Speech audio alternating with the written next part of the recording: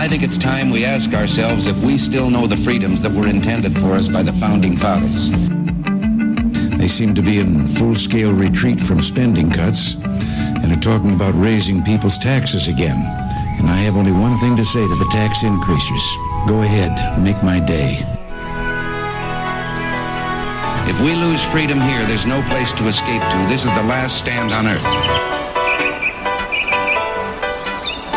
Those who would trade our freedom for security have embarked on this downward course. Whether we believe in our capacity for self-government or whether we abandon the American Revolution and confess that a little intellectual elite in a far distant capital can plan our lives for us better than we can plan them ourselves.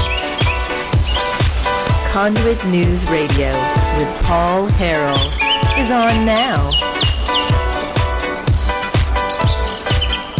All right, folks, welcome back to the program, or welcome to the program, and it is Friday. It is Johnny Cash Friday. We're going to get to the Johnny Cash music here in just a minute, and of course, we really appreciate it. But we got a lot of news to get to. We got a lot of people to talk to as well.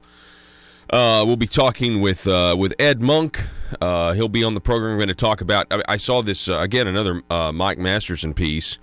Where he was, exposing this huge ordeal that Ed Monk has been through. We're going to tell you about it. And then we've got Congressman Rick Crawford on 7:30. So we'll be talking about all kinds of things, I'm sure, with what's going on in Washington, D.C. right now. And also really just this presidential harassment at this point. They just will not accept the fact that the American people voted for President Donald Trump. I mean, they want to completely destroy this man any way they can. And you know what? Republicans have been on the other side of this, in the 90s with Bill Clinton. It didn't work out too well for Republicans when they constantly attacked Bill Clinton. It just didn't. The American people had enough. That's probably what's going to happen here. Okay, so the 92nd General Assembly. A lot of stuff happened. We have school choice failing, only receiving 7 votes out of a Republican-controlled supermajority legislature. 7 votes on the Education Committee. Republicans are just not on board. Not all Republicans are on board with school choice. And that's just the truth of the matter. They don't necessarily believe that more choice for parents is good. And it's because, let's just say what you want to, it's because a lot of these Republicans have really good relationships with the superintendents and the educational industrial complex, and the superintendents say vote no, and their Republican legislators say, okay, there's no way I'm going to be seen as anti-school, especially if you're from, small towns or rural areas, where, if you are if you are painted as being against public schools, it's kind of like a political death sentence. And that's why these people don't want to do the slightest thing different when it comes to the public schools. When it comes to allowing parents, the Democrats are the biggest hypocrites of all here, though. They really are. This was a scholarship program going to provide tax credits, going to allow people to go to, to have some money to go to school, to go to a private school of their choice. And it's supposed to help people who are socioeconomically disadvantaged. And I thought that's what the entire Democratic Party is about these days. Helping the little guy. Not really. They're really not helping. They're not really for helping the little guy, apparently. Right? And we've seen that time and time again. I mean, the fact that, you had a couple of days ago where, the Democrat Party voted against traditional Medicaid expansion, which is what they wanted back in 2013 in the first place. But now they're just, so much of the Republican big government agenda would not have been enacted this past session, or during the session's not over yet, if it weren't for the Democrats voting with Republicans. Isn't that weird? Anyway. School choice fails. School choice fails out of the House Education Committee. It was a good fight. Ken Bragg was down at the end of that table. He was taking the slings and arrows, not just during the committee meeting, but, this entire time. And I saw Ken afterwards, and I thanked him. I said, hey, thanks for trying to run a school choice bill. That was it was said during the committee. Matter of fact, Joe Maynard of Conduit was actually at the Capitol yesterday, and he went down to the other table and testified because he was there, and he was like, well, why not? And so he goes down to the end of the table, and he said, this bill is not a step in the right direction. It is a glance in the right direction because it's just they don't have any desire to do anything that's outside of the box when it comes to our education. It's or really anything. Yeah, anything outside of the box. Right? At this point, thinking outside the box in terms of economic freedom would not be raising taxes on people, and that's considered outside the box because they want to raise more and more taxes. Speaking of raising more and more taxes, State Representative Dan Douglas was successful at passing Senator Bart Hester's bill to raise taxes on you by taxing out-of-state sellers, which means now, I guess in July, you will be paying more for all of your internet purchases here in the state of Arkansas. So get ready for more money to come out of your pocket. State Representative Dan Douglas, well, let's go ahead and play it. State Representative Dan Douglas was State Representative Dan Douglas. Here he is. To the language in this bill. There's 45 states that do collect sales tax, and the other states that haven't enacted legislation, Arkansas being one of them, are about to. This is about fairness. It's not fair for our local retailers who provide jobs, who pay property taxes, who support our schools, who support our communities, to be at a 10% disadvantage over these online retailers. By passing this, it would mean an added $35 million per year for the state of Arkansas in the first full year of collection, and about $11 million for our cities and counties who desperately depend upon sales tax. Just real quick, revenue. Stop. He's quoting from a phony, fake financial impact statement. DFNA's numbers don't add up. There's a net tax increase. I'm sorry, if you use their own numbers, they add up to a net tax increase until 2027. That's the first thing. The second thing is, somebody tell me how the city of Little Rock can claim that if they were collecting online sales tax, they would get $10 million a year alone, just the city of Little Rock. How is that number true? And DFNA is telling you that the entire state, cities and counties, will receive $11 million. That doesn't make any sense. And that's because it appears that their numbers are only wanting to show a predetermined increase in revenue from the people, and they don't want it to be too much. But trust me, it's gargantuan, the amount of money that they're going to be taking from the people. They're wanting see, the establishment is going to put out an equation at the end of this session, and they're going to claim that they've cut taxes for you. Now, I would hope they would at least attempt to treat us like we're a little smarter than that, and at least try to fool us by saying it's a revenue neutral legislative session. But they're not even going to do that. They're going to claim that they've cut your taxes. In order to do that, they're going to claim bogus number. They're going to claim bogus cuts to government that haven't happened yet. They're going to claim cuts to government that will happen this year that were enacted a decade ago. And it's going to be really, really sad to see their numbers and how they're going to manipulate what they're actually doing here to you. Okay?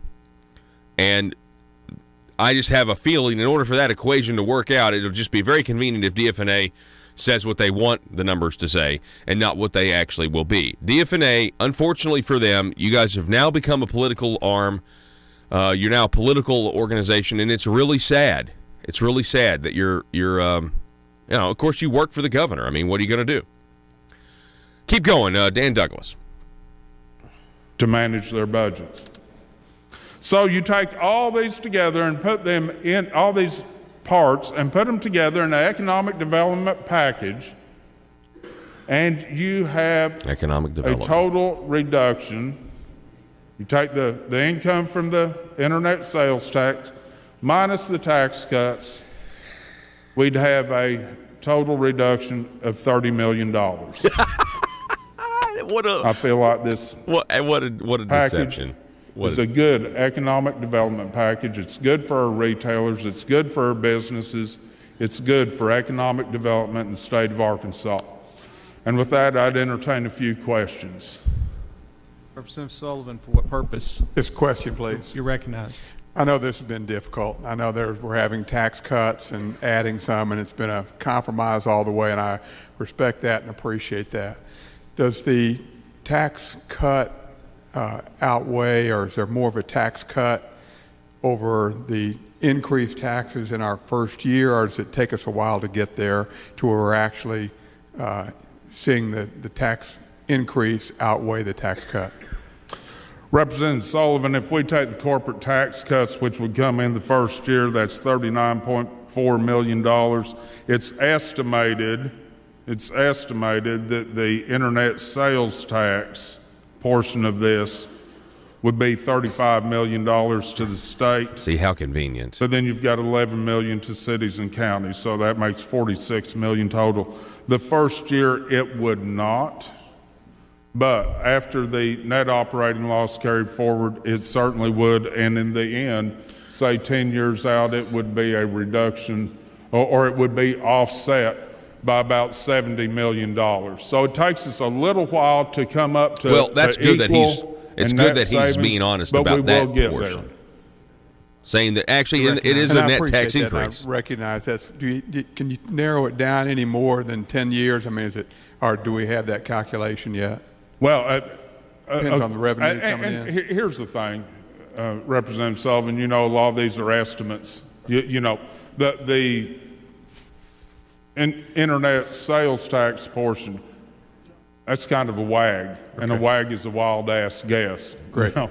But because we don't know how many of these current retailers are currently collecting and remitting and who all isn't. But by year 5, or year 6, whenever this net operating loss starts kicking in, we should be in reduction. So it's more money from the people to the government. Okay, we got it. Question. You're recognized.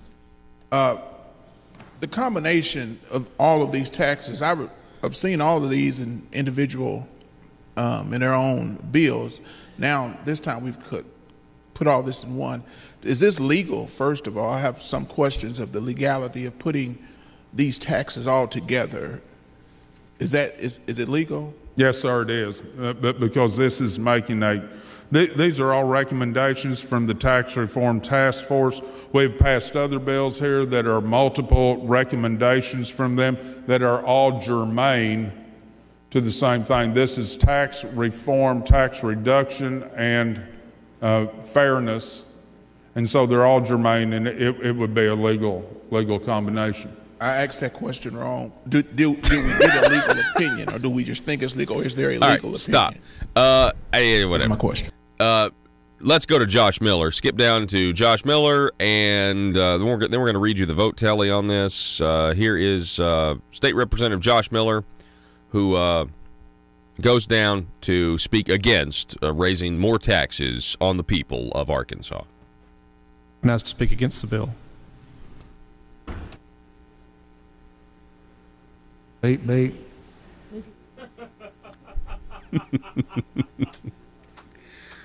And that was Josh's way of saying, I'm coming down and get out of the way.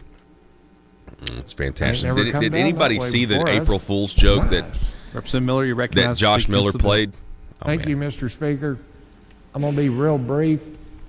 First of all, I respect Representative Sullivan, or Douglas, for being honest about what he believes and how he thinks. I'm going to try to be the same way. For so-called conservative Republican legislature, we have taxed the crap out of the state of Arkansas this year. And I mean, when's it going to end? At what point are we going to say, you know what? No. We're not going to take any more money out of your pockets for a while. We're going to give you a couple of years off, then we'll come back and take some more. And that's what this is about with me. Do we need to have a debate about the internet sales tax and fairness, internet versus brick and mortar? Absolutely. I'm willing to entertain that. But we hadn't cut enough and cut it to all. have that this time around. What this is going to do is take more money out of the pockets of the people that we represent. And I'm not willing to do it, and I ask that you join with me and vote no. Thank you. Representative Miller has spoken against the bill. That is Anyone Josh else Miller, like to and speak that's for the some bill? sanity. Representative Bragg, you recognize to speak All right, for go the ahead. bill. Stop. He's exactly right. For a conservative Republican legislature, we have taxed the crap out of the people of Arkansas. When is it going to stop? And the answer to that question, at least yesterday, was, well, we just need to tax a little bit more, Josh. Just, By the way, did you see the April Fool's joke that Josh Miller put on Facebook? Josh Miller, he's in a wheelchair. Maybe some of you out there don't know this. On April 1st, this is what he wrote on Facebook. After a weekend of extensive electronic stimulation therapy that was very successful, I will be taking my first steps publicly at the beginning of the House of Representatives session today around 1:40. Thanks to all my therapists who have worked with me. And and on the Facebook thread, there's just everybody's like, praise the Lord. And there were a few people who got it.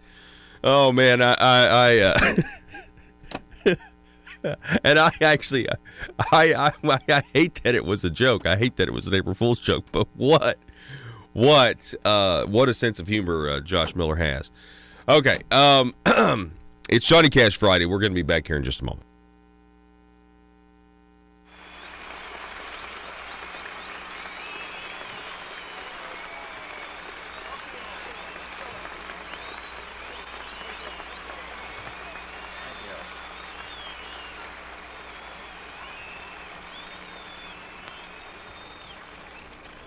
President Pitzer, Mr. Vice President, Governor, Congressman Thomas, Senator Wiley and Congressman Miller, Mr. Webb, Mr. Bell, scientists, distinguished guests, ladies and gentlemen.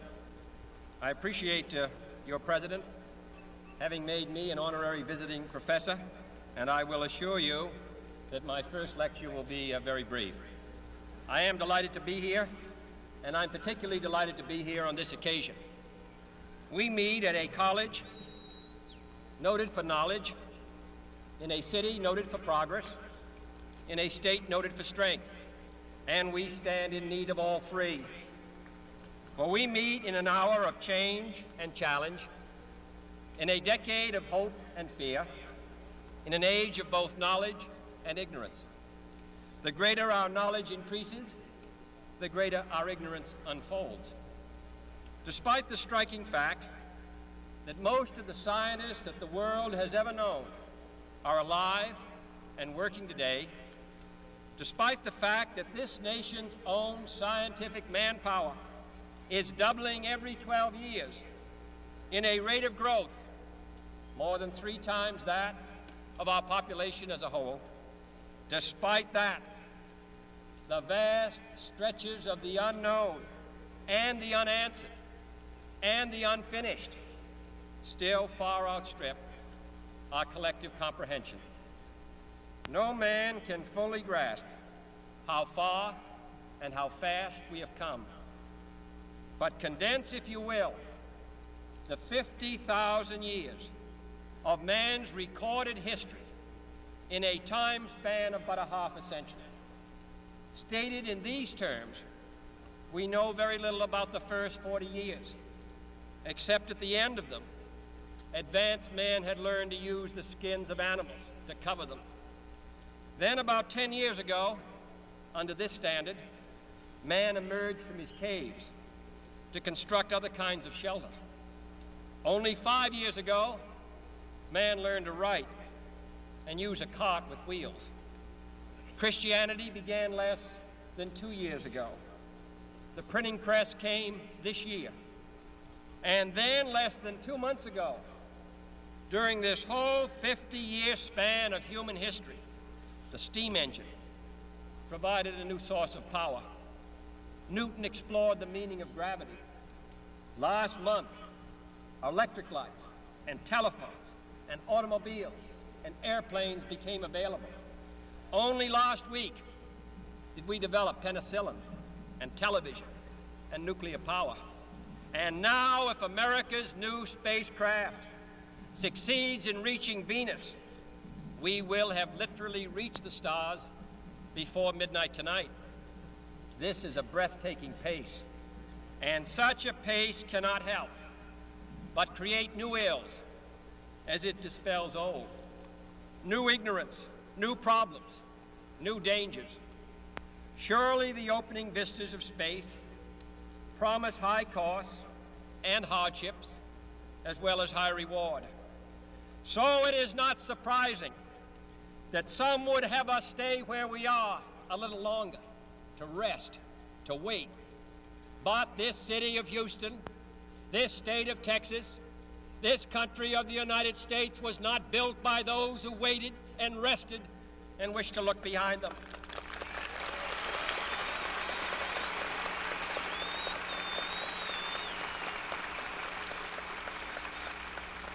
This country was conquered by those who move forward, and so will space.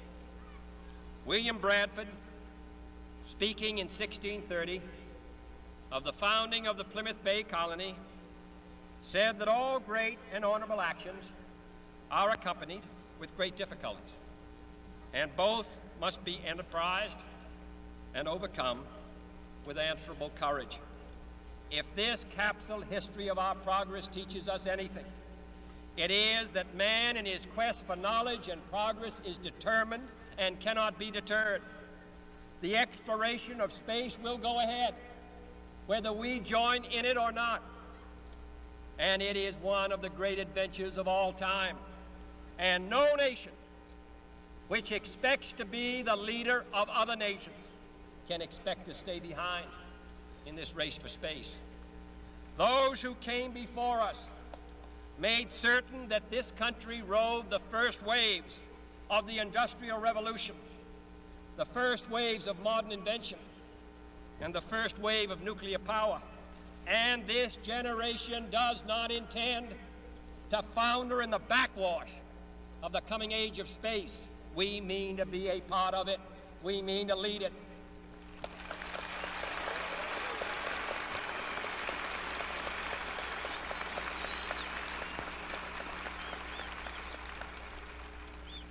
For the eyes of the world now look into space, to the moon, and to the planets beyond. Did you guys hear? I'll just stop. Did you guys hear what happened with the House Revenue and Tax Committee? I mean, I briefly mentioned this, but I got a few more details. I got the deets. Yeah, you know, they were supposed to have one more meeting yesterday, and they were supposed to hear the controversial governor's nephew, Senator Jim Hendren's earned income tax credit bill. Well, there was no support for the earned income tax credit, so Jim Hendren amended the bill, stripped the earned income tax credit out. You know, the liberal redistribution of wealth program. Well, then the tobacco people still didn't want to be taxed more. The vaping people still didn't want to be taxed more, so he amended it. He took all the tobacco taxes out, left the vaping taxes in, but then lowered the vaping taxes from 60% to 47%. People still didn't like it, so he amended it again. And then he amended it to 30%. Well, we'll just make this a vape taxing bill because we don't want to get out of session without taxing somebody more, especially the vaping crowd. Okay, all right.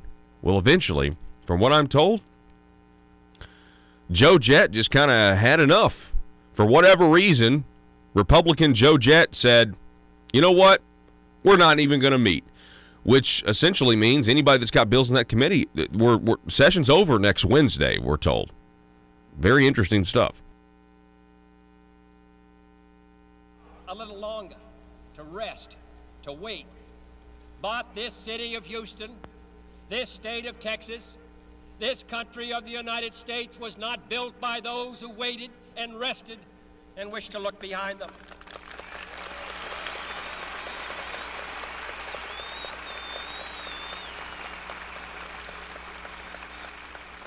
This country was conquered by those who move forward, and so will space. William Bradford, speaking in 1630 of the founding of the Plymouth Bay Colony, said that all great and honorable actions are accompanied with great difficulties, and both must be enterprised and overcome with answerable courage. If this capsule history of our progress teaches us anything, it is that man in his quest for knowledge and progress is determined and cannot be deterred. The exploration of space will go ahead, whether we join in it or not. And it is one of the great adventures of all time. And no nation which expects to be the leader of other nations can expect to stay behind in this race for space. Those who came before us made certain that this country rode the first waves of the Industrial Revolution, the first waves of modern invention, and the first wave of nuclear power. And this generation does not intend to founder in the backwash of the coming age of space. We mean to be a part of it. We mean to lead it.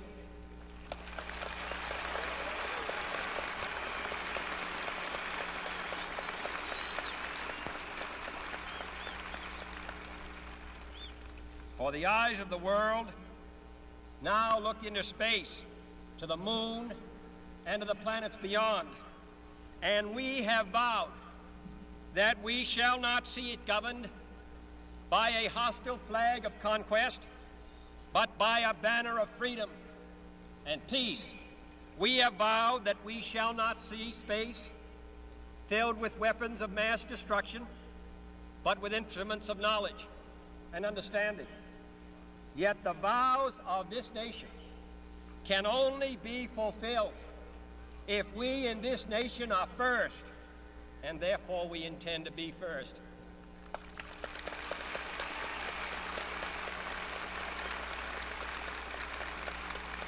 In short, our leadership in science and industry, our hopes for peace and security, our obligations to ourselves as well as others, all require us to make this effort, to solve these mysteries, to solve them for the good of all men, and to become the world's leading spacefaring nation. We set sail on this new sea because there is new knowledge to be gained and new rights to be won, and they must be won and used for the progress of all people. For space science, like nuclear science and all technology, has no conscience of its own. Whether it will become a force for good or ill depends on man. And only if the United States occupies a position of preeminence can we help decide whether this new ocean will be a sea of peace or a new terrifying theater of war. I do not say that we should or will go unprotected against the hostile misuse of space any more than we go unprotected against the hostile use of land or sea. But I do say that space can be explored and mastered without feeding the fires of war, without repeating the mistakes that man has made in extending his writ around this globe of ours.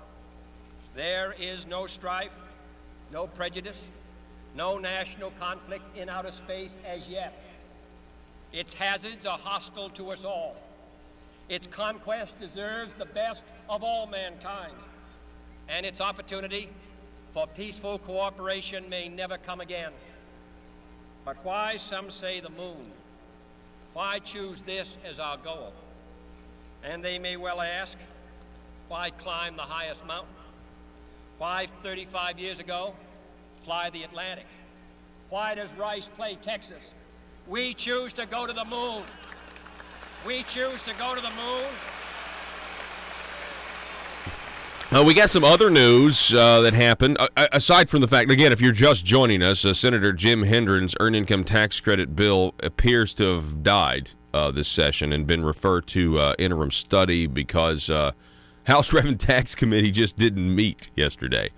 State Representative Joe Jett canceled the meeting, just said, nope, we're done, because there's no more Rev and Tax meetings now because they're going to adjourn on Wednesday. And, you know, if they met on Tuesday, they'd have to suspend the rules if they wanted anything to be brought on the floor anyway. So, I mean, from what I can tell, it's subject to change, obviously subject to change. I don't know what happened. I don't know why that would happen, but you have, Republican on Republican, power struggle, and Joe Jett apparently has the power. So, he canceled the committee, and so now the bill is dead. Again, this was, I want to remind you, this was Senator Jim Hendren in a room full of Democrats at a press conference. Remember, they put it up on their website, the photo, earned income tax credit. They were super excited about it. The Democrats were.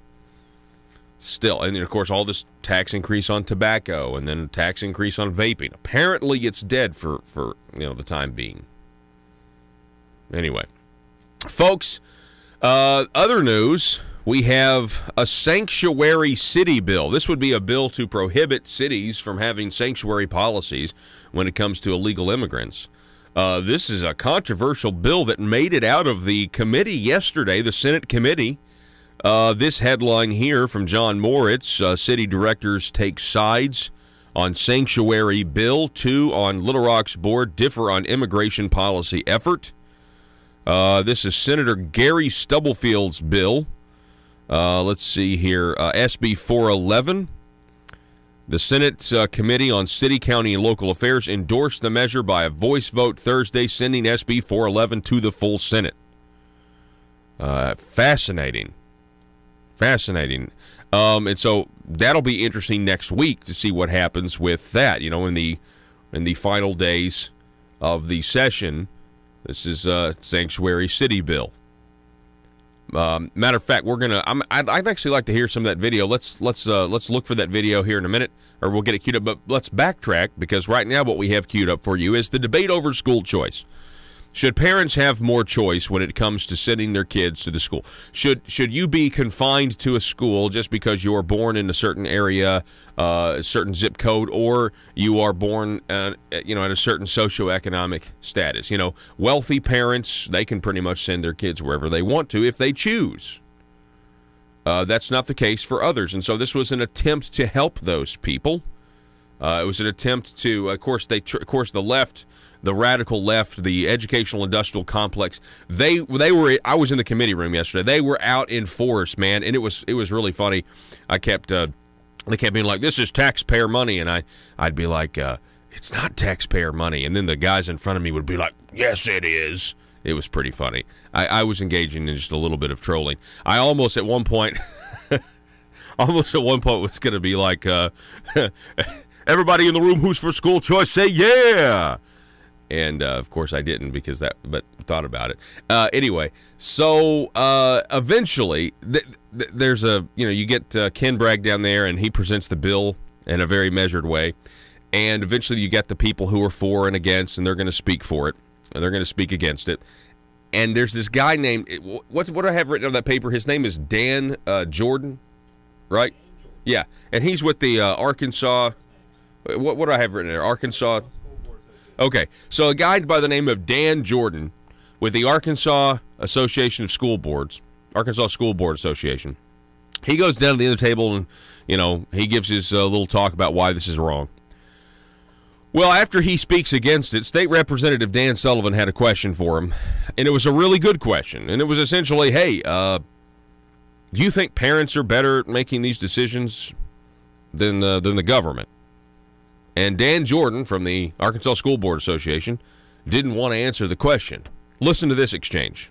We oppose this bill and hope you would vote no. Representative Sullivan, I think you have a question. Thank you, Mr. Chair. The list that you had of, it's all right. The list that you had of class size and all those things, and there's no requirement. Would the family and the parent are the people primarily responsible for the quality and the standards that you're addressing, in my opinion. So would the government have greater responsibility in making that determination of class size and some of those arbitrary things? Is the government the better arbiter of that than the family?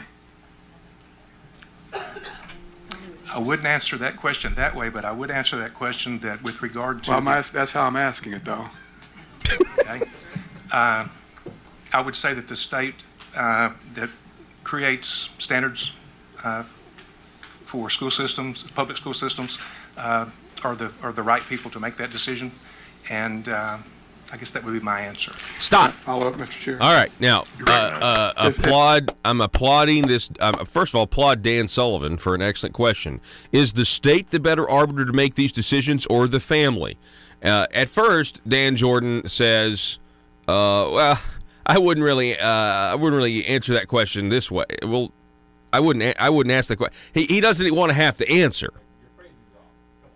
He doesn't want to have to answer the question because what he believes is extremely controversial, but it's right up there with Randy Zook. Randy Zook, the Chamber of Commerce CEO, who says, well, I don't think everyone's complaining about, you can't help your kids with your homework, where you shouldn't be helping with your kids with your homework because that's the teacher's job, It's very anti-family. I mean, I don't understand, do you have no shame is what I would say. Like, where... You understand what how offensive that is to people who, are for traditional American values. Let's just say traditional American values. Very offensive. It's very anti-family. But that's the mindset. These folks who are a part of the educational industrial complex who showed up there, they are on defense. They're in defense mode. They're going to shoot down anything that's going to change the system because it's not about the kids. It's about their jobs. That's what this is about. It's about protecting the system for the administration. I mean, I don't even think the teachers are to blame here at all. I think this has just gotten this has just gotten worse and worse and worse, and you have policies that are more about the institutions than the kids. But is that not amazing? You have Dan Jordan from the Arkansas School Board Association saying that the government is the better arbiter than the family. And so it's really, they said this over and over in the committee yesterday, this is just a philosophical difference. It really is. It's a philosophical difference. You're one step away from saying the state owns your child when it comes to their education.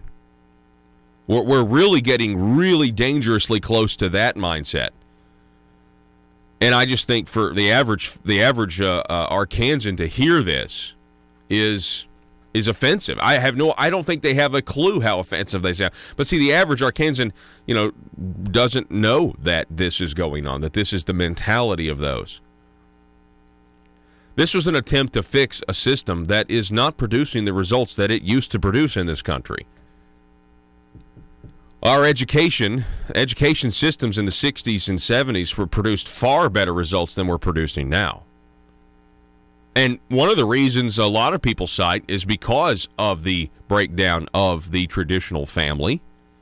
That's one of the reasons. And so maybe we shouldn't be surprised when the state is now arguing essentially that they know better than the family, because in many cases we've allowed these school systems, in some instances, we've given them a charter to raise the kids, not educate them, but to raise children. And that's a big problem as well. But very offensive. First of all, and the fact of the matter is, Dan Jordan here, Mr. Jordan, I'm sure he knows it's offensive because of the premise of the question. He didn't, if you're listening, he didn't want to answer it because his honest belief is that the government is better than the family. And that is, to me, that is radical. That is a radical statement. That is a radical idea. And we have radicals running Arkansas's educational industrial complex. and they will fight against even the smallest amount of change. Matter of fact, you know how modest this change is. Go ahead and skip to our next. Go ahead and so that was Dan Jordan. He spoke against the bill, and then of course, Mr. Joe Maynard of Conduit was in the building yesterday, and he went to the floor, or he went. I'm sorry, to the end of the table. And whenever you're ready, Joe, just go ahead and play. It's whatever the next time is on there. Yeah, here it is, right here. Testimony speaking for the school choice bill yesterday. Please state your name and who you're with, and you have 2 minutes to speak. My name's Joe Maynard. I'm with Conduit and myself.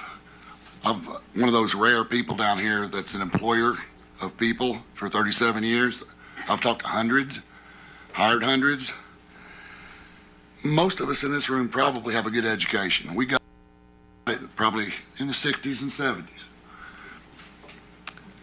I see what the education product is today. Today's product can't solve simple problems. Write these down if you like to practice. What is 1/4 in decimal? If something is 10 feet long and it costs $150, how much does 18 inches cost?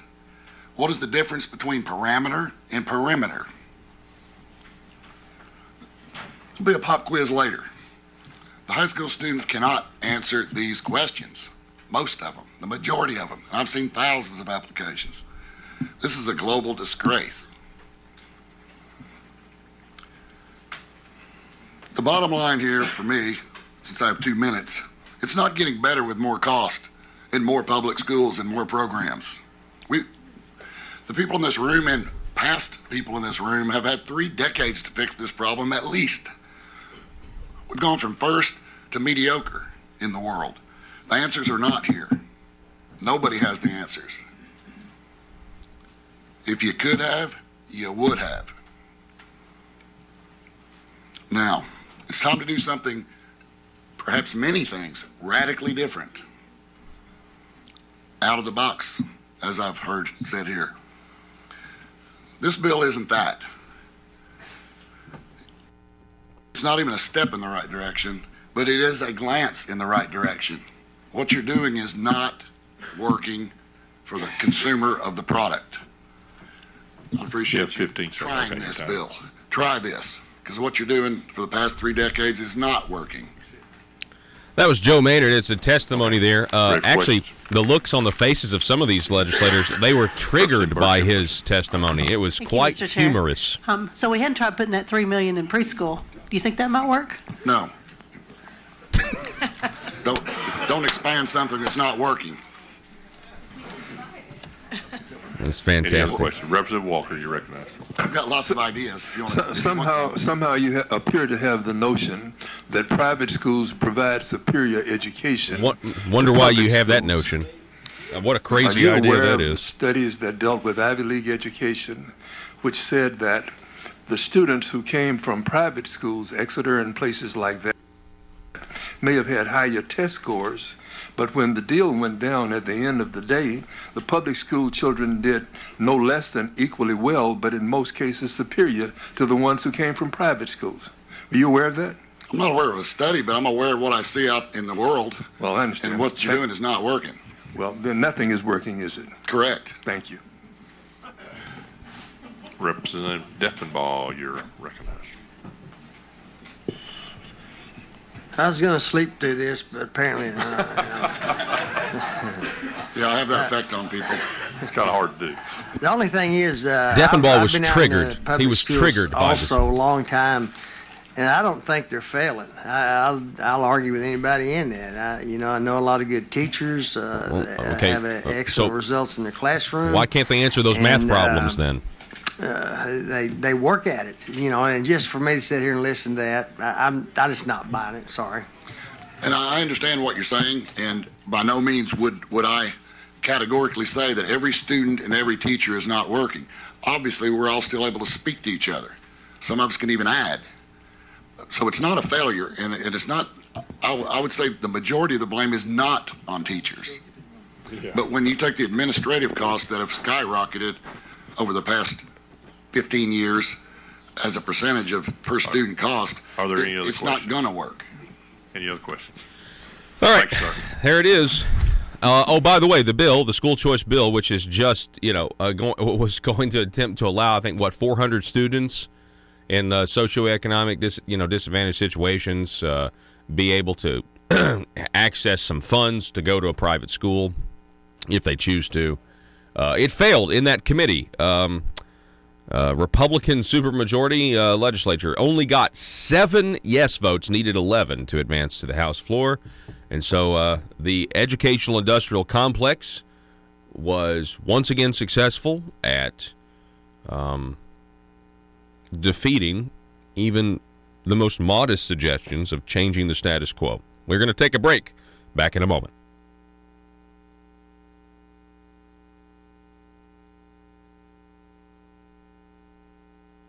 To ourselves as well as others, all require us to make this effort, to solve these mysteries, to solve them for the good of all men, and to become the world's leading spacefaring nation.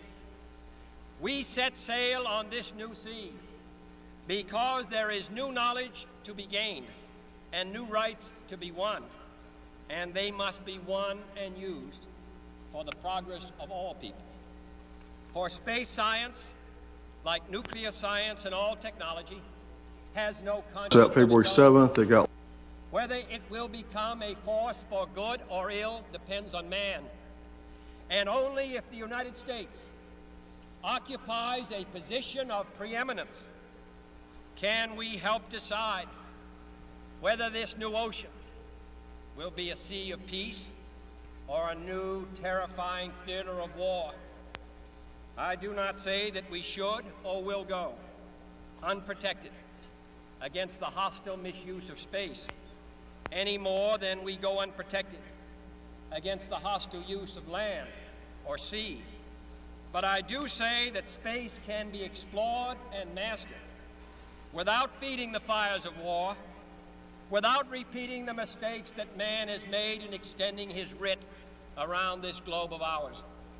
There is no strife, no prejudice, no national conflict in outer space as yet. Its hazards are hostile to us all. Its conquest deserves the best of all mankind, and its opportunity for peaceful cooperation may never come again. But why some say the moon? Why choose this as our goal? Russellville-based firearms manufacturer Omega are making clones of the most notable German firearms in the world. These delayed rotor-lock firearms have been and are currently used by law enforcement and military worldwide. At Omega, they manufacture their guns right here in Arkansas and produce the best reproduction in the marketplace that comes with a complete 5-year warranty. At Omega, they take firearm manufacturing seriously and offer discounts to active and retired law enforcement. Whether you're using Omega firearms to defend the public, defend your family, or for target practice, Omega has your back. For pricing, go to omega-guns.com. That's omega-guns.com. Are you a conservative-minded young person and want to let the world know about it? Are you tired of rolling your eyes as your professor regurgitates progressive, PC, neo-Marxist nonsense? Then you should interview on Conduit News Radio's Young Conservative segment and tell us about why you believe the way you do. Tell us how you came to be a conservative and what are your views on government. Now, if you're worried that your neo-Marxist professor may also be a right-wing talk radio listening masochist, then names can be changed to protect the innocent. It's the Conduit News Radio Conservative Future segment. To be interviewed, call 870-275-9799. That's 870-275-9799. They may well ask, why climb the highest mountain? Why 35 years ago fly the Atlantic? Why does Rice play Texas? We choose to go to the moon. We choose to go to the moon.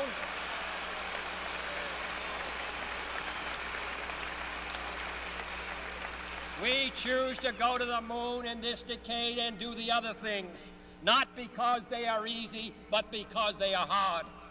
Because that goal will serve to organize and measure the best of our energies and skills, because that challenge is one that we're willing to accept, one we are unwilling to postpone, and one we intend to win, and the others too. It is for these reasons that I regard the decision last year to shift our efforts in space from low to high gear as among the most important decisions that will be made during my incumbency in the office of the presidency. In the last 24 hours, we have seen facilities now being created for the greatest and most complex exploration in man's history. We have felt the ground shake and the air shattered by the testing of a Saturn C-1 booster rocket, many times as powerful as the Atlas which launched John Glenn, generating power equivalents to 10,000 automobiles with their accelerator on the floor.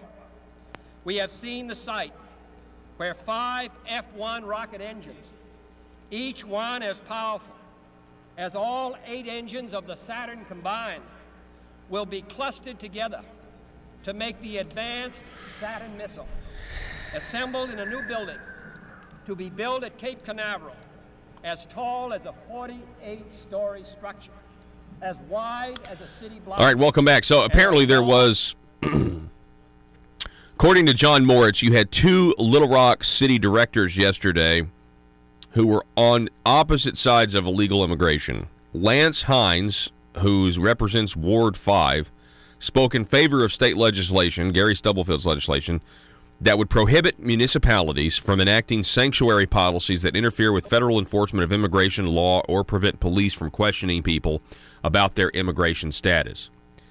Hines has proposed, but has since withdrawn, a city resolution stating the capital city's intent to work with the federal government in enforcing federal immigration laws. Arkansas, does not have any known sanctuary cities, but this is trying to be left of bang here. Stubblefield said Thursday that SB 411 would have Arkansas join a growing number of states that are enacting anti-sanctuary city laws and cracking down on illegal immigration. Let's see here. Hines' resolution, which would not have changed Little Rock's existing policies, was withdrawn in early March. Quote, "The concern for me with our body not passing a resolution to recognize and make it the policy of the city is that everything that's being done was being done at the administration level. A police chief, a city attorney, a mayor could direct a staff level to not comply with federal immigration law." So pretty interesting stuff. And let's see here.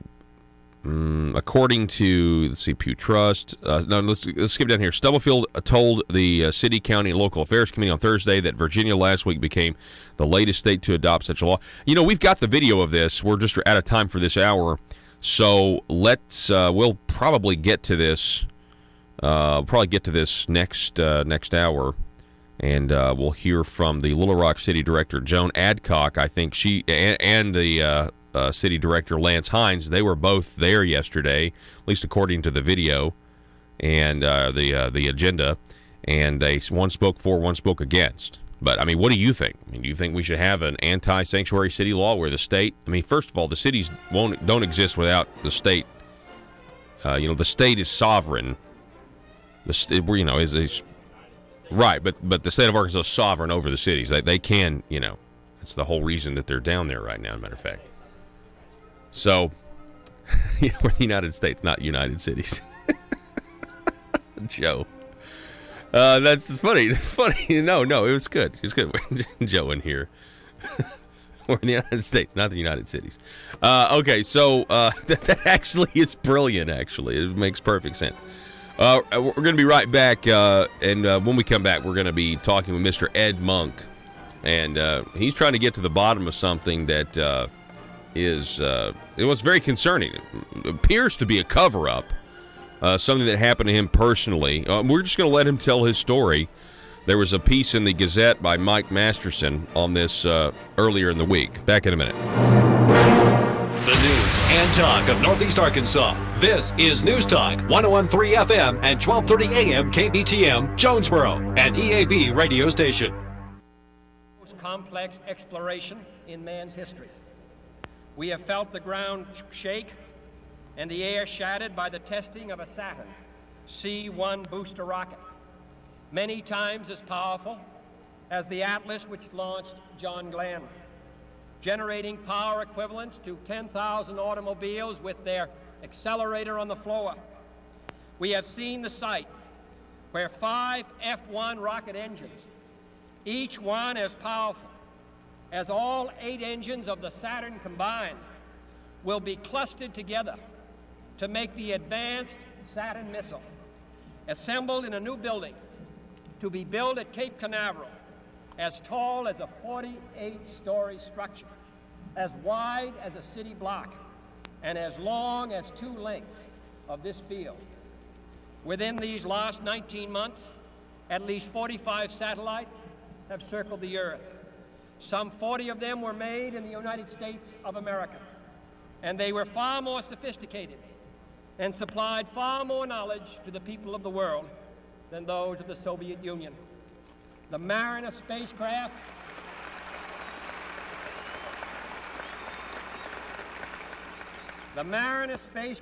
now on its way to Venus is the most intricate instrument in the history of space science.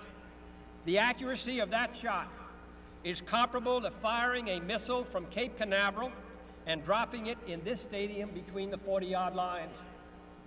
Transit satellites are helping our ships at sea to steer a safer course. Tyrus satellites have given us unprecedented warnings of hurricanes and storms, and will do the same for forest fires and icebergs. We have had our failures, but so have others, even if they do not admit them, and they may be less public. To be sure,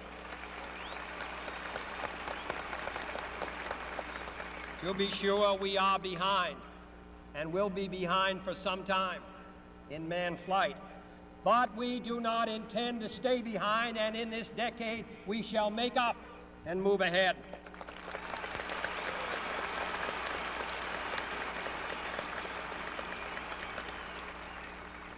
The growth of our science and education will be enriched by new knowledge of our universe and environment, by new techniques of learning and mapping and observation, by new tools and computers for industry, medicine, and the home as well as the school.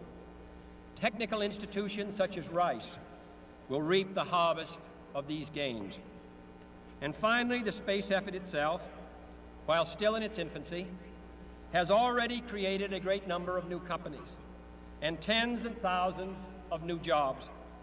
Space and related industries are generating new demands in investment and skilled personnel, and this city and this state and this region will share greatly in this growth. What was once the furthest outpost on the old frontier of the West will be the furthest outpost on the new frontier of science and space. Houston,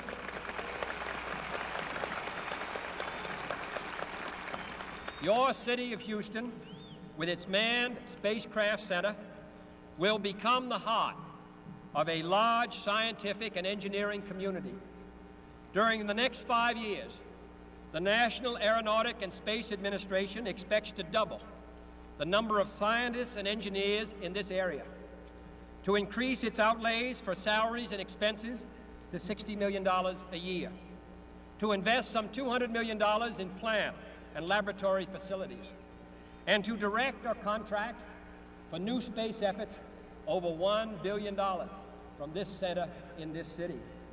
To be sure, all this costs us all a good deal of money. This year's space budget is 3 times what it was in January 1961, and it is greater than the space budget of the previous 8 years combined. That budget now stands at $5.4 billion a year, a staggering sum, though somewhat less than we pay for cigarettes and cigars every year. Space expenditures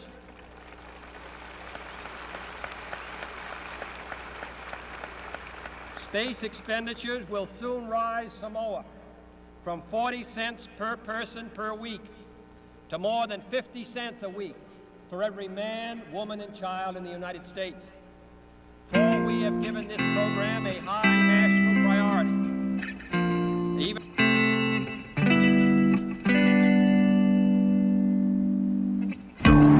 I think it's time we ask ourselves if we still know the freedoms that were intended for us by the Founding Fathers. They seem to be in full-scale retreat from spending cuts and are talking about raising people's taxes again. And I have only one thing to say to the tax increasers. Go ahead, make my day. If we lose freedom here, there's no place to escape to. This is the last stand on earth. Those who would trade our freedom for security have embarked on this downward course.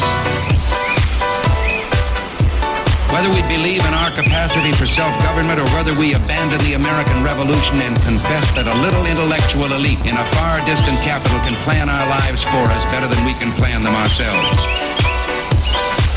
Conduit News Radio with Paul Harrell is on now. All right, ladies and gentlemen, welcome back to the program. We got a great hour for you. Coming up at 7:33, we're going to be talking with Congressman Rick Crawford. Will be on the line, so always great to have him on. But before we get to that, Mike Masterson, in his Northwest Arkansas Democrat Gazette column, recently had a piece entitled "Insight from Turmoil," and in his column, he talks about the story of Ed Monk and the story of Senator Stephanie Flowers. Now, you'll remember Senator Stephanie Flowers because, she was made national headlines on leftist websites for standing up for a Stand Your Ground bill, but she actually threatened State Representative Bob Ballinger and told Senator Alan Clark to, quote, go to hell. All of this is on video. If you haven't seen the video, it's an online sensation. You should go check it out. Ed Monk joins us on the phone. Ed, how are you this morning? Fine, Paul. Thanks for having me on. Yes, sir. I really appreciate it. Now, I just want you to tell the people your story as if, they have no idea what this story is about. If you'll just start from the beginning. Yeah, well, I moved back here to Arkansas, where I grew up, in 2010 after retiring from the military. And then in 2013, I requested to meet with my state senator, Stephanie Flowers, and she granted it, invited me up. I met her in the Capitol, about a 15-minute, very cordial, disagreeing, but cordial meeting. And at her request, it was observed by a Capitol police officer who wrote a report about it. And he states that it was non-threatening, that I left without incident. So, cordial meeting in 2013, I had absolutely no contact with her for 4 years. 4 years later, February 2017, I write her a very polite email because the legislature is again in session, and I say, at your convenience, as your constituent, I would like to meet with you again. Well, she never answers that, but she prints it out and she handwrites on it. This makes me this is intimidating and harassing. That very polite email, and she gives it to a sergeant of arms. Now, the sergeant of arms and the senator are not law enforcement; they're basically ushers and errand runners. They're not cops. And she hands it to a sergeant of arms to take this to Capitol Police. Get me a photo of this Ed Monk, and I don't want him contacting me in any way at the Capitol. So she's telling some staffer, I don't want the constituent contacting me anymore in any way, which, of course, he has no way of doing, at least legally. So according to 4 state police memos that I got from the Freedom of Information Act, that's 2 days after I sent the email, that Senate Sergeant of Arms comes up to 3 state troopers who are just working security in the Capitol and hands them my photo that he got through ACIC, which is a crime. No, can I stop you right there? So, yeah. If she instructed to go to the Capitol Police, and then apparently, I'm just deducting that they were like, well, what do you want us to do? And so instead he goes to state troopers, right? Well, yes. According to the chief of the Capitol Police, Chief Hedden, he said, I looked at that email, and I determined I could take no action. And he told me in a recorded phone call it was written as professional as if I had written it. Yeah, and that's because Chief Hedden is a great guy, for the record. Okay, so go ahead. He talked to, according to this Senate Sergeant of Arms in his deposition in my lawsuit, a captain in the Capitol Police then ran me an ACIC and gave the Sergeant of Arms a photo of me, which is a crime. And so the Sergeant of Arms, according to 4 state police memos, approached 3 troopers in the Capitol, handed them my photo, and said, this is Edward Monk, a police officer in Arkansas. He was in the Capitol this morning, in the senator's office this morning, confronted the senator in an irate manner that made her feel threatened and had to be forcibly removed from the Capitol by the Capitol Police because of his behavior toward the senator. And this is what the sergeant of arms told the state trooper again? According to 4 state police memos and phone calls with the state police, yes. Wow. And you weren't even at the Capitol. You were never forcibly removed, right? I've never been forcibly removed anywhere. No, I wasn't even in Little Rock for several days before this. This wasn't a misunderstanding or an exaggeration. This was a completely fabricated lie. And so the trooper in charge of that 3-man detail immediately, without confirming it or verifying it, and there's a reason for that, calls his supervisor at the headquarters, state police headquarters, Captain Aramia, and says, "Hey, we got this cop out of control over here, threatening senators. He's been kicked out. We're looking for him. He may try to return." And you're a policeman. You're law enforcement, right, Ed? I'm a part-time 2 police officer in Whitehall, yes, sir. Okay, go ahead. Continue. And then a captain in the state police calls my boss, my city police chief, and reports this as fact. Your officer is up here, out of control, threatening a senator, has been kicked out. And, of course, that results in a phone call to me. So as I go back, and then, of course, immediately, within hours, they know it's an absolute lie. But they don't call my boss immediately and tell him, we screwed up, it's an absolute lie. And when I start calling up through the state police, running the rabbit back down the hole, finding out where did you get this lie you reported to my boss, they won't cooperate. And it took me a very long time to understand why. They were obviously used for political purposes to try to intimidate a constituent.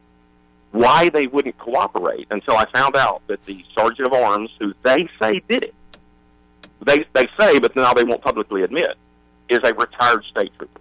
That's when the dots connected, and I understood why they were circling the wagons and conspiring. I had a 40-minute office meeting with the deputy director of the state police about this, and it ended with him, promising me and assuring me he would dig into this. The state police would find out why it happened, who initiated it, and he would get back with me. And he's never contacted me after that meeting. And I have a letter from the state police director, Colonel Bill Bryant. It says, when I asked him to help me find out who gave his troopers this false report, because they wouldn't officially tell me, he said, well, my troopers in the Capitol, they did not know. They have no way of knowing because they do not know the personnel of the sergeant of arms staff over there. Well, now that's clearly a false statement because in his deposition, this sergeant of arms, Al Vernon Rogers, who's a retired state trooper, said under oath in his deposition he knows all 3 of those troopers by sight and name, and he was the drill instructor for 2 of those troopers in state police troop school. Plus, I have a recorded phone call with one of those 3 troopers where he names Al Vernon Rogers as the person who gave him the false allegations about me in the Capitol, and I have a memo by a captain in the state police where he says that corporal told him that sergeant of arms was involved.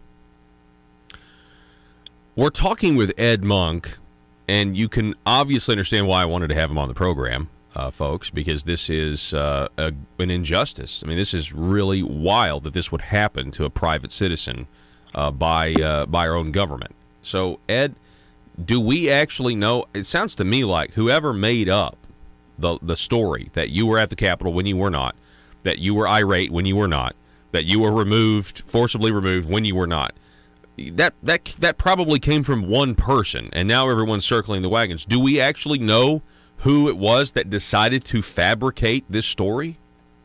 Not yet. We don't have proof because we've only deposed one person in the lawsuit that I filed, and that one person, Al Vernon Rogers, the defendant, the sergeant of arms, who the state trooper told me gave him the false information. He claims absolutely no knowledge of it at all. Not only that he didn't say it, he wasn't around it. He says, I never ever heard anybody say you were there that day, that you got kicked out, that you were already. I've never heard that. But in a recorded phone call, the trooper says that Al Vernon Rogers gave him the information, and he also told that to a captain who typed a memo about it. So he's denying it, but we're hoping to get other depositions. We're hoping to depose those 3 troopers, among other things, because no one's ever gotten the 3 troopers together and told me what they said. And then that's just it. That's what I couldn't understand, why the state police, after giving this horribly, defaming, slanderous, damaging report to my boss, was giving no effort to try to tell me who gave them the lie, and in fact were resisting by lying. Interesting. Interesting. So, and then I had a meeting with Ann Cornwell, the director of the Senate, and gave her these memos. You know, this isn't me alleging this. Here are state police memos describing how they were given this false report. And she said she would look into it. And then she had a meeting with Al Vernon Rogers, and it was, she only had one sergeant of arms in the meeting, and it was Al Vernon Rogers, the defendant, and Corporal Lewis, the trooper, one of the three troopers who received the false information from Rogers and passed it up the chain, the captain that he called at the headquarters, and Captain Bryce of the Capitol Police, who Rogers said gave him my photo. She had a meeting with all those first-hand people who were there that knew firsthand what happened. And when I talked to her on May 4th after this meeting, she said they did not come up with who made the false allegation, but she sent me a letter that said all protocol was followed and there was no intent to give any false information. Gosh. All protocol was followed, is what the letter said. And so you say the sergeant of arms also was a state trooper at one point? Yes, he was not only, he had retired recently from the state police, but he was on the TV news every morning, you know, telling you where the speed traps were. He was the face of the state police. He was on the TV news in the morning. He was a recruiter for them. He was a drill instructor for them, and a few years before he retired, according to what he said in the deposition, one of his duties was to be over in the Capitol during the legislative sessions providing security. Exactly what those three troopers were doing over there. Okay. So he knew the system, he knew the troopers, he knew the Capitol Police, which is probably why he thought he could get away with it, and it's probably why when the on-duty trooper heard it from this retired, trusted, known trooper, he didn't double-check it. He didn't verify it. This is a trusted fellow retired trooper. He's not going to lie to him and give him something totally fabricated. So it got reported right up the chain. It's really strange, and all of this originates from Stephanie Flowers, Senator Stephanie Flowers, who became, I guess somehow she felt threatened by a cordial professional email that you wrote her, much like she, you know, I mean, I just think of Stephanie Flowers in this video where she's threatening Senator Bob Ballinger, you know, saying that if you pass the Stand Your Ground law, maybe we'll use it when you come down to Pine Bluff, and I might feel threatened just because, essentially insinuating because he's white and would be carrying a gun on his hip or something. You know, I mean, it was very irrational moment for her, and you know, it seems to me, again, this email that you wrote her, I don't know, I guess I'm noticing a pattern here, Ed. Yeah, a lot of people saw one of her outbursts during that long committee hearing that involved Senator Garner. But if you watch the whole meeting, which was, I don't know, either just short or just over an hour, she actually had three outbursts where she screamed and cussed, which the media called emotional and passionate, which instead of unprofessional, vulgar, and threatening, which is actually what it was. And I've had a lot of people say to me, okay, you know, you told me the story, I thought it was kind of out there, maybe, you know, Edna, you were exaggerating, but now that I've seen how she acts, not in private, but in public, on video, now I understand. Yeah, it all happened 2 days after she got a very polite email from me saying, as your constituent, it's your convenience, could I please meet with you? Which, you know, I have the constitutional right, as everybody does, to politely interact with their government officials. And so this was not only a slanderous attack on me and my character, but it was an attempt, a political attempt to illegally use law enforcement to try to intimidate me to not communicate with my elected official and not go into the Capitol. Can you imagine what would have happened? Now, I've been up to the Capitol several times. I've been on radio programs. I've been requested to testify at a couple of committee hearings. What if, just by chance, I had wandered into the Capitol on the afternoon of February 23rd, 2017, when three troopers were walking around with my photo and a lie that this guy was armed and dangerous, had just threatened a senator this morning, had gotten kicked out, and might try to come back in here? What would have happened if the troopers would have seen me in the Capitol at that moment holding my photo? Yeah. I mean, that would have been terrible. I mean, you would have been framed. I mean, you were already framed, essentially. Yeah. But the false allegation, which probably involves somewhere between 1 and 3 and 4 people, is bad. But the cover-up that has followed that over the last 2 years. Here's the state police's official position. 3 trained state troopers in the Capitol got approached by a sergeant of arms. Now, there's 10 Senate sergeant of arms that were gold coats and name tags. And all of their photos are up on the wall with their names on right there by the Senate. So 3 troopers got approached by a Senate sergeant at arms who gave them this false report, which they reported this, so they know this happened. And now they're saying, these troopers just can't come up with who did it. Even though there's only 10, they wear gold coats, they wear name tags, and their photos are up.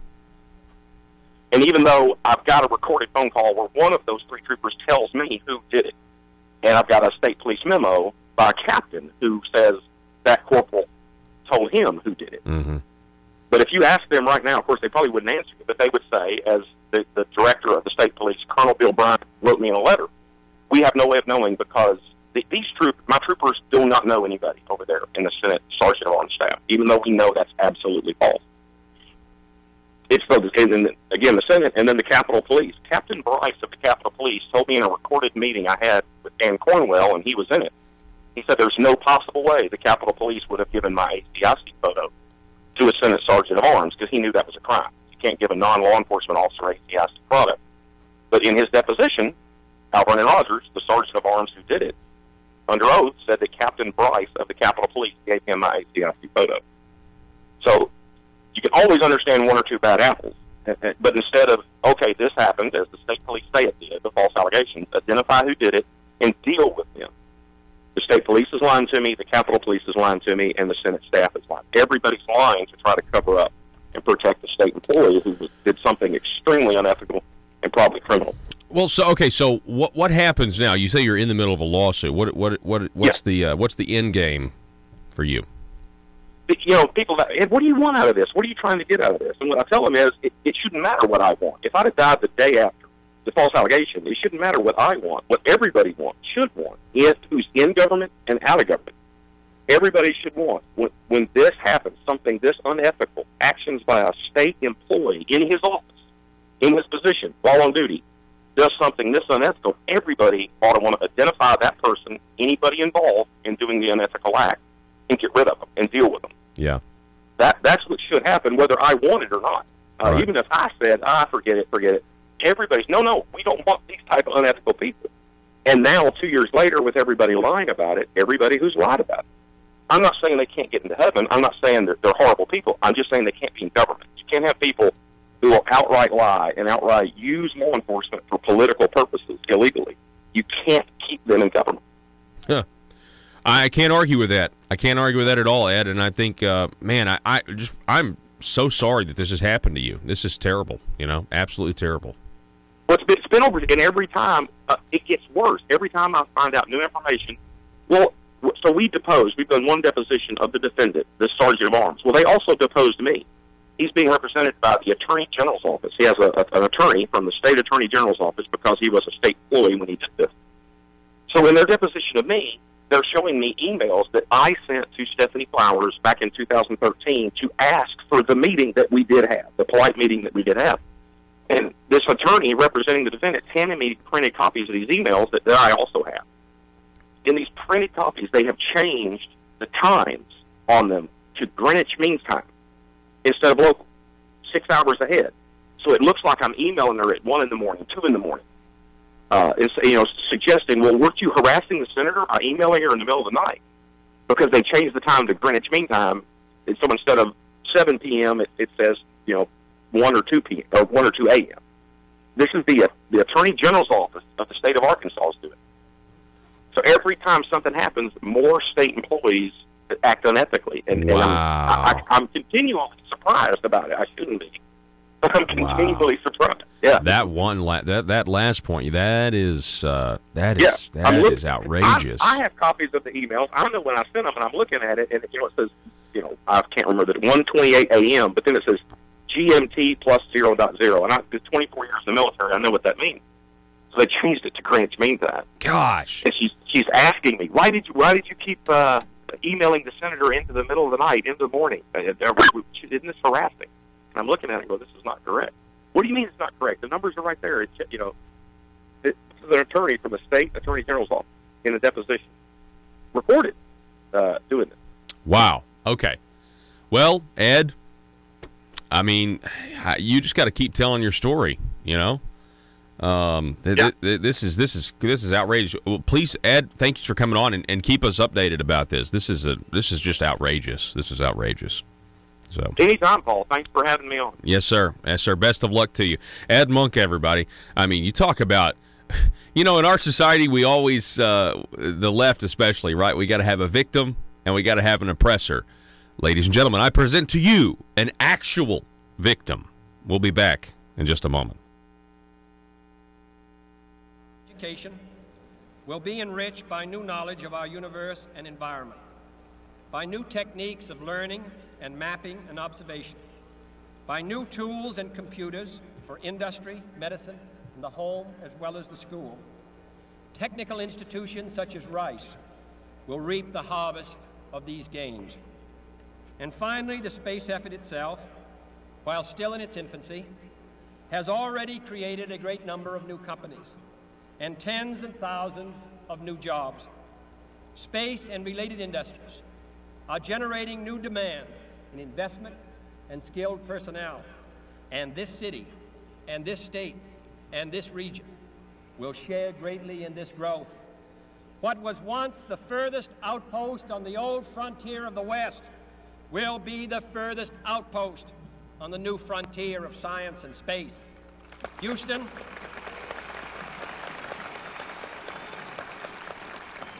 your city of Houston, with its manned spacecraft center, will become the heart of a large scientific and engineering community.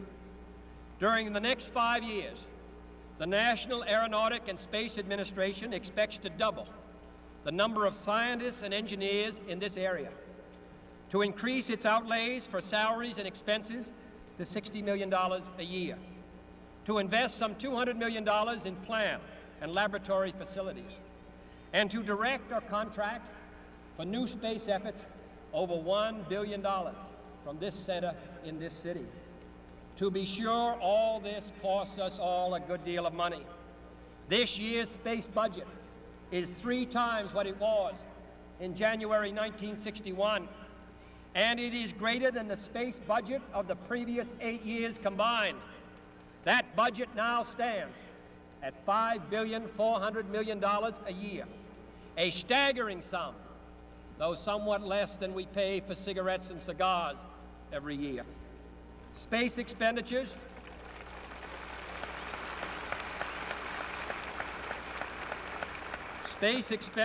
will soon rise some more, from 40 cents per person per week to more than 50 cents a week for every man, woman, and child in the United States. For we have given this program a high national priority, even though I realize that this is, in some measure, an act of faith and vision, for we do not now know what benefits await us. But if I were to say, my fellow citizens, that we shall send to the moon 240,000 miles away from the control station in Houston, a giant rocket more than 300 feet tall, the length of this football field, made of new metal alloys, some of which have not yet been invented, capable of standing heat and stresses several times more than have ever been experienced, fitted together with a precision better than the finest watch, carrying all the equipment needed for propulsion, guidance, control, communications, food, and survival, on an untried mission to an unknown celestial body, and then return it safely to Earth, re-entering the atmosphere at speeds of over 25,000 miles per hour, causing heat about half that on the temperature of the sun, almost as hot as it is here today,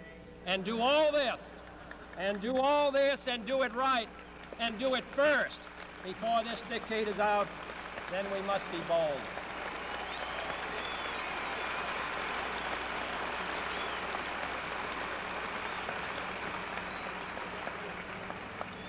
I'm the one who's doing all the work, so we're just going to stay cool for a minute. However, I think we're going to do it. And I think that we must pay what needs to be paid. I don't think we ought to waste any money, but I think we ought to do the job. And this will be done in the decade of the 60s. It may be done while some of you are still here at school at this college and university. It will be done during the terms of office of some of the people who sit here on this platform. But it will be done. and it will be done before the end of this decade. And I am delighted that this university is playing a part in putting a man on the moon as part of a great national effort of the United States of America.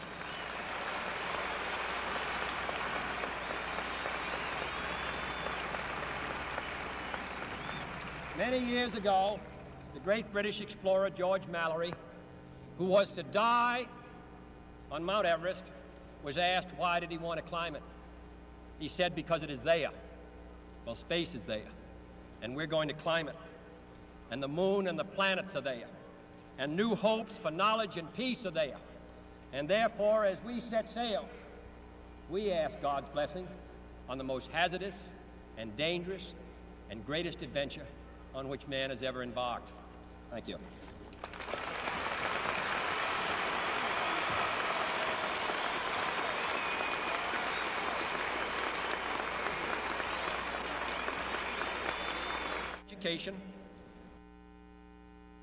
Education will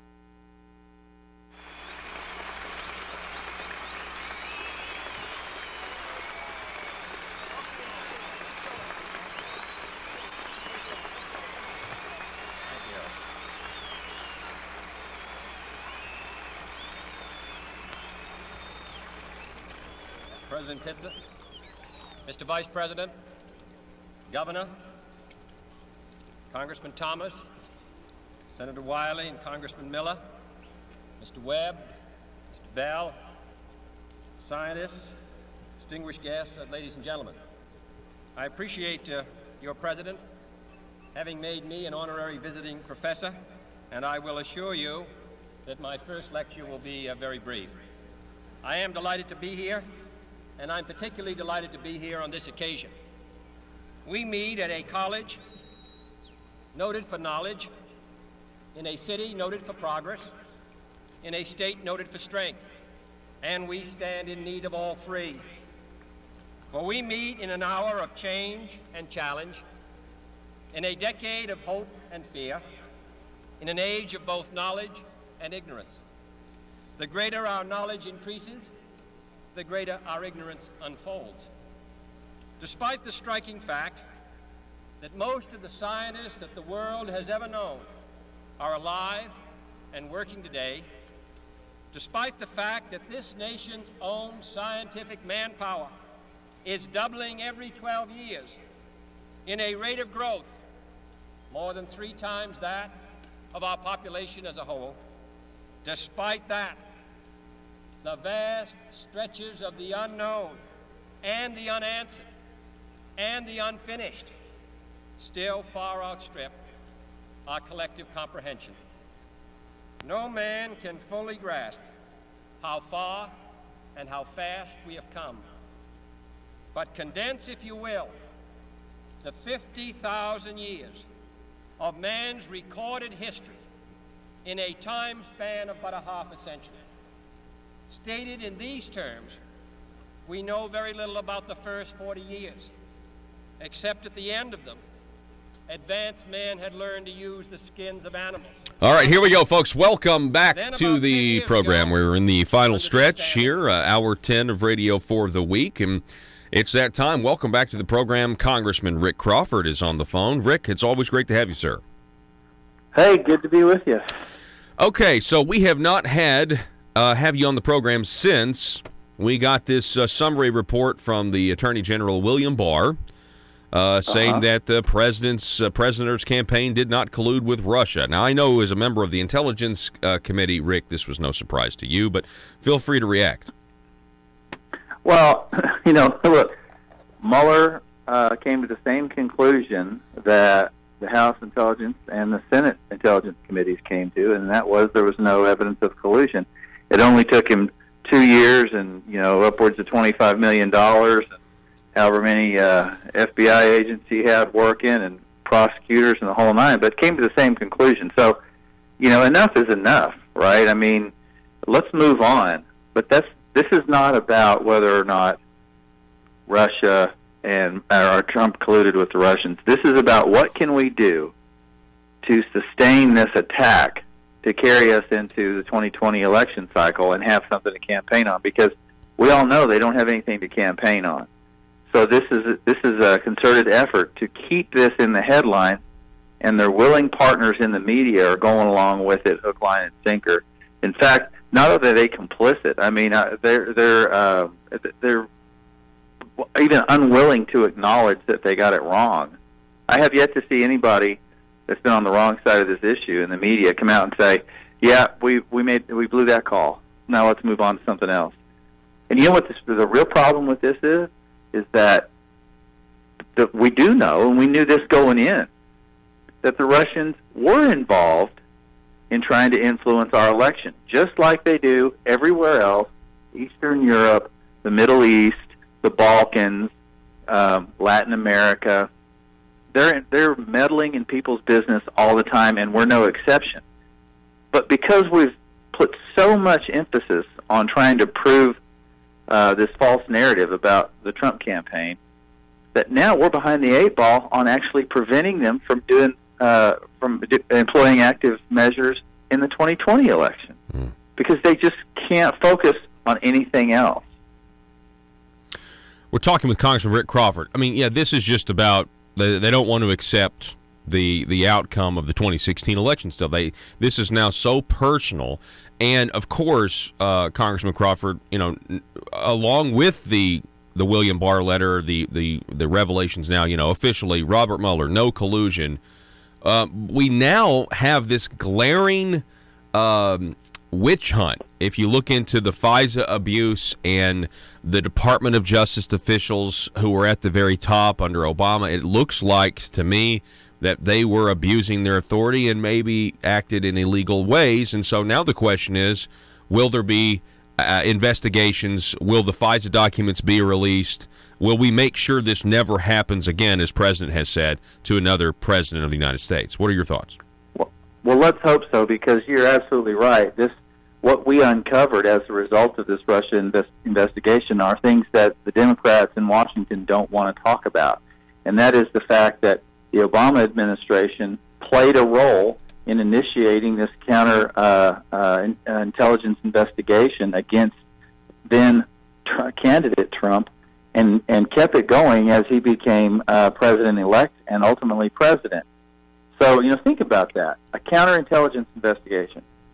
So it wasn't a criminal investigation, because that has a different threshold of to implement and all this other kind of stuff. So they went the counterintelligence route because it gave them far more wiggle room in terms of how do they get the authority to do it, and who are they going to investigate and all this other kind of stuff. Well, that's how FISA came into the picture, and they manipulated FISA, and I'm going to say probably out and out lied to FISA judges. And the only other explanation you'd have is that the FISA judges were somehow involved. And I don't want to think that happened. I think that what more than likely happened, and I think the evidence suggests this, is that they manipulated evidence in order to be able to go in there and present the case for the request for FISA warrants.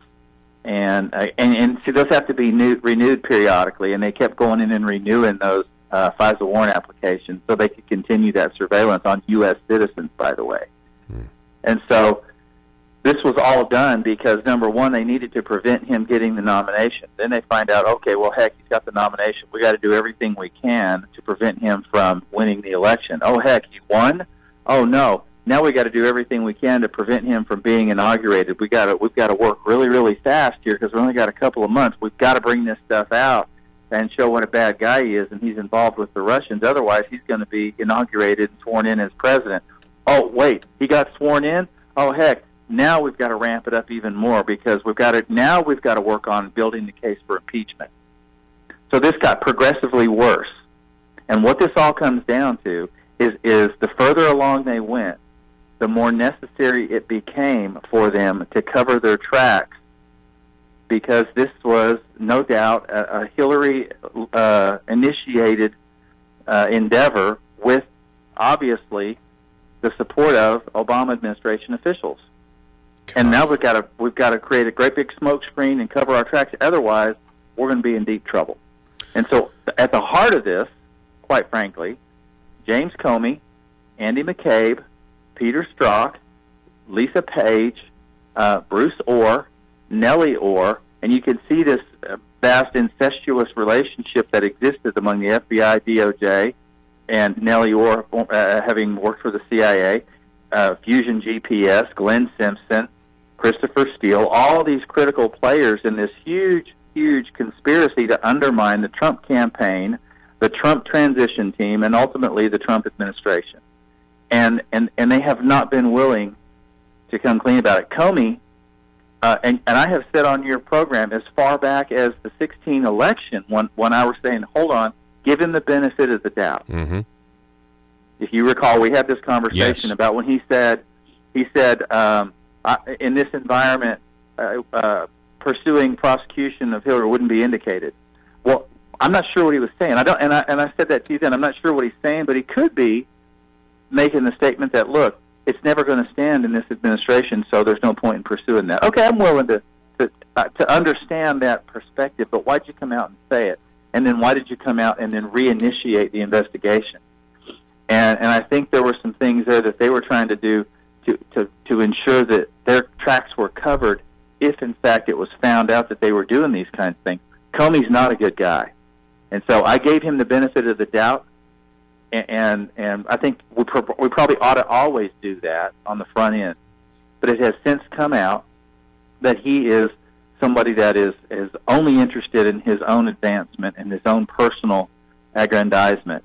Same thing with Andy McCabe, who was neck deep in it, and his wife was receiving campaign money from the Clinton campaign and others as she was running for state senate. And you can just see this network of Obama and Clinton operatives working at the highest levels of the Department of Justice and the FBI. And so far, they haven't been held to account. They have skated, so much so that Comey's out there pushing a book, McCabe's out there pushing a book. And you know what? They need to, because their legal fees are going to be really, really extraordinary, and they're going to have to pay for them somehow. So they might as well try with a book. But the other one that needs to be thinking about it is John Brennan, who lied to our committee. He's lied before Congress. He's been out there on television, on national television, repeatedly pushing this false narrative. Now, he came back and said, I got bad information. I got bad intelligence. Wait a minute. You're the CIA director. And you're going to sit here and an analyst, by the way, who really had no credentials to be the CIA director, but because of a quirk, he was about to get fired at the CIA, and then he ended up buddying up with George Tenet and ended up working in the White House and became the CIA director. This guy was a former communist, had no business running the CIA. But be that as it may, he's going to stand there as the former CIA director and claim he got bad intelligence? You got to be kidding me.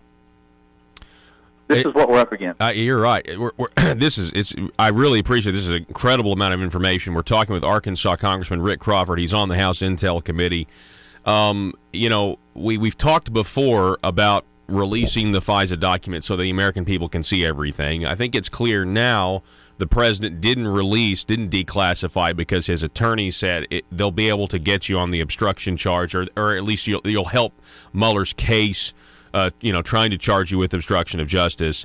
And so he waited till the Mueller report came out. No Russia collusion. Okay, but now we don't know when it'll be released. We have foreign governments like the United Kingdom that don't want it released, and can you speak to that, Rick? Why do some of our allies not want these FISA documents released?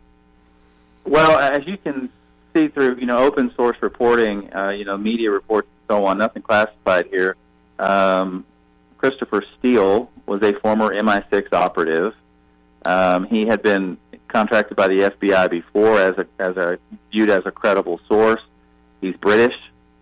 I think it's possible that they just don't want the embarrassment or the potential of, and then of course there's also a nexus there with George Papadopoulos and his meeting with an Australian in London, who is I'm not sure what his role was working out of the Australian embassy in London, but that was sort of a backdoor into they had information supposedly that they were going to share. I mean, I think there are probably there's the potential to create some embarrassment, and this again, this is open source stuff that you can piece together if you read enough of the information. You can piece this together on your own. And so I'm not revealing anything that's not already out there in the media, and I'm not confirming anything that hasn't already been confirmed multiple times through the George Papadopoulos indictment and throughout that process.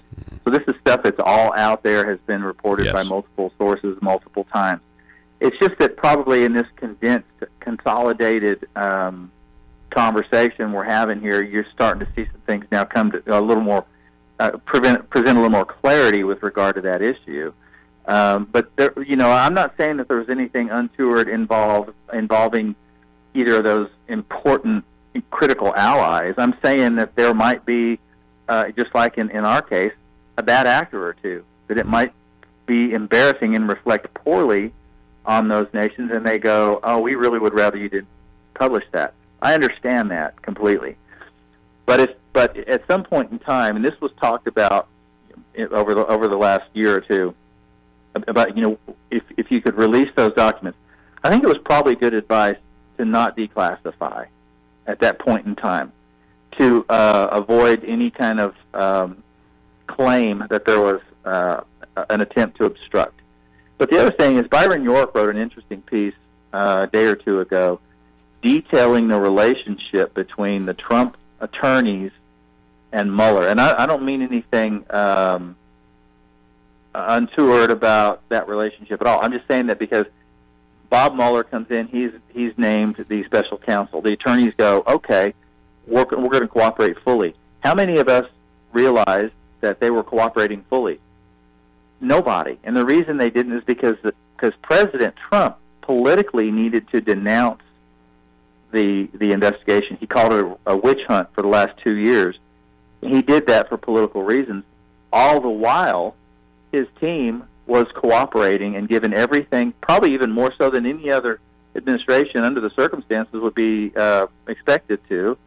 But he was very forthcoming with allowing them basically free run of the White House staff to say, who do you need to talk to? We'll send them over. We'll give you what documents you need. So this was going on behind the scenes, and we didn't realize it. And Byron York reported this in an interview from one of the White House attorneys. And it's pretty enlightening in how that relationship over time was working behind the scenes, and we didn't know it. Mm-hmm. And in the meanwhile, President Trump is out there on Twitter doing what President Trump does. And so that was taking place. There was no obstruction. He was being very well advised. And of course, he continued his public discourse with regard to his feelings about the whole special counsel and the investigation. Right. Of course. And he's turned out to be correct. There was no collusion, and the facts are going to come to light. In the meantime, the Democrats, like you said earlier, they're continuing, this idea. They're continuing to attack President Trump. So last question, we're talking with Congressman Rick Crawford. I think every time they try to go after his tax returns now, they're trying to go after his bank records, all that other stuff. The chances of the Republican Party taking back the House of Representatives next year, I think that goes up now. What do you think, Congressman? I think so, and I think you see the what has become the face of the Democrat Party, the people that are on TV in front of the camera all the time. AOC, Rashida Tlaib, Ilhan Omar, Eric Swalwell, Gerald Nadler, people like this, Adam Schiff. Let's not forget Adam Schiff, who CNN might as well put him on staff. These guys out in front of the cameras all the time are telling the American people, we're not serious and we can't be trusted, because they're out there putting out flat out false information. Adam Schiff is a bald-faced liar.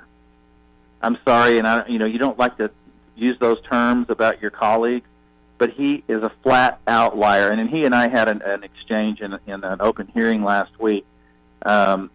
Basically, and they're trying to use PolitiFact as some sort of credible source to enter into congressional record to underscore their false narrative. Well, PolitiFact said it's true, so we're going to enter that into the record here, supporting documents. So give me a break. These guys can't be trusted, and the American people realize that. Yeah. There hasn't been one thing done in the House of Representatives under their leadership. They can't get out of their own way. And this coming from Nancy Pelosi, who called herself a master legislator. They should have hit the ground running. They have the same leadership team they had the last time they were in the majority. The same faces, the very same people, and it should have been a seamless transition, and they should have been prepared, and here we go. And instead, they're in complete disarray, and they're allowing socialists to run their party. So you tell me if the American people are going to give them the keys to the House again. I don't think so. I think Republicans take back the House. Congressman Rick Crawford, thank you so much for taking some time out of your day, and I really appreciate the work that you're doing. You bet. Thanks, Paul. All righty. Arkansas Congressman Rick Crawford, everybody. We're going to take a break. It is Johnny Cash Friday. Copy this video. You need to share it with people. It's going to be up at conduitnews.com. Really great information, and it's great that that Rick is on this House Intelligence Committee because he's representing the state of Arkansas, representing Arkansas District 1 very, very well, in my opinion. Back in just a moment. Man emerged from his caves to construct other kinds of shelter. Only 5 years ago, man learned to write and use a cart with wheels. Christianity began less than 2 years ago.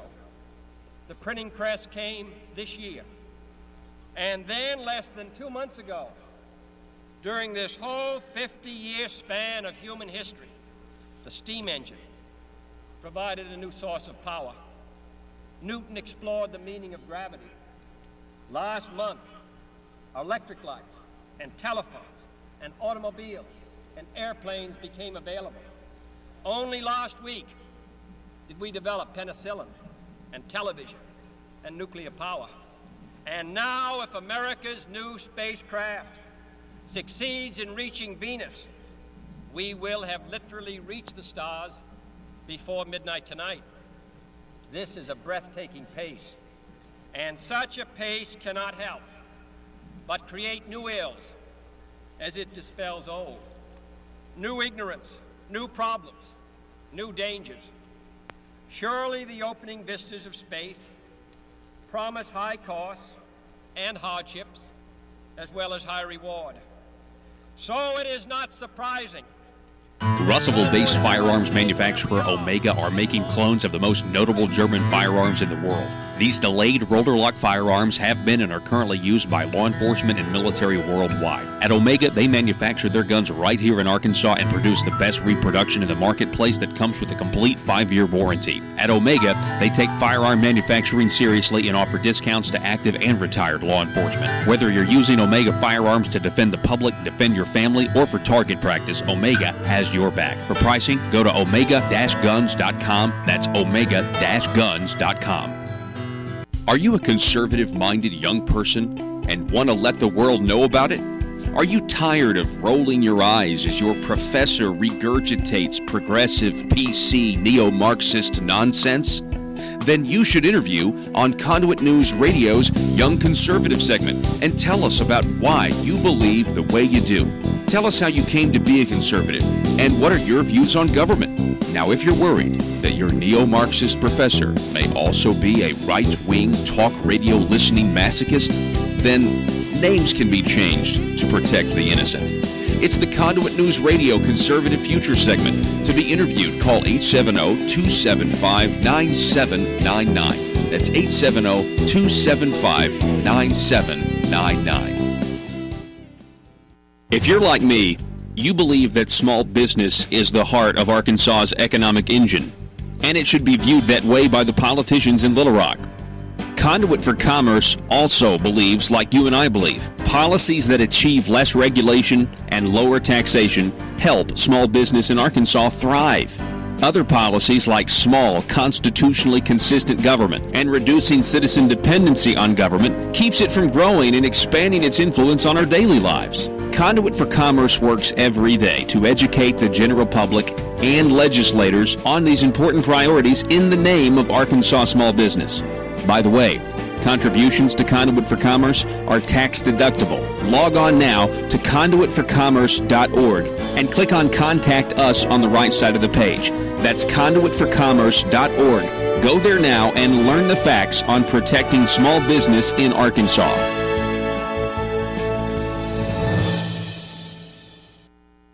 To wait, but this city of Houston This state of Texas, this country of the United States, was not built by those who waited and rested and wished to look behind them.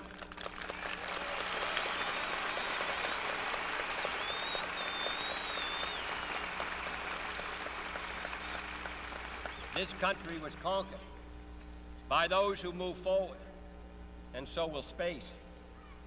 William Bradford, speaking in 1630 of the founding of the Plymouth Bay Colony, said that all great and honorable actions are accompanied with great difficulties, and both must be enterprised and overcome with answerable courage.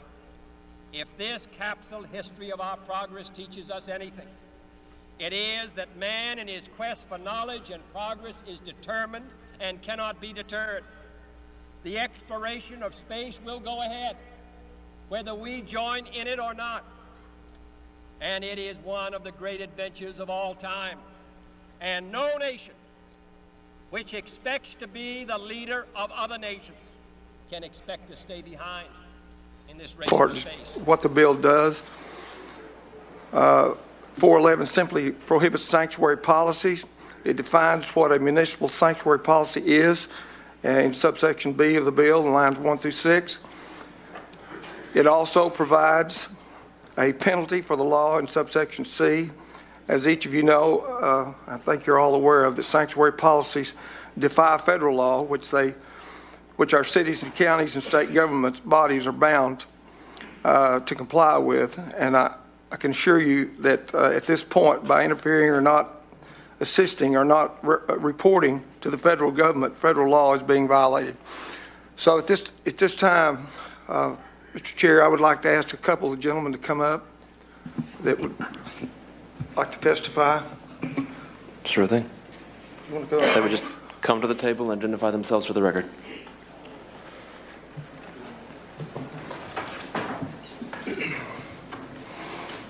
Thank you, Chair and members of the committee. I'm Lance Hines. I'm City Director for Ward 5 in Little Rock.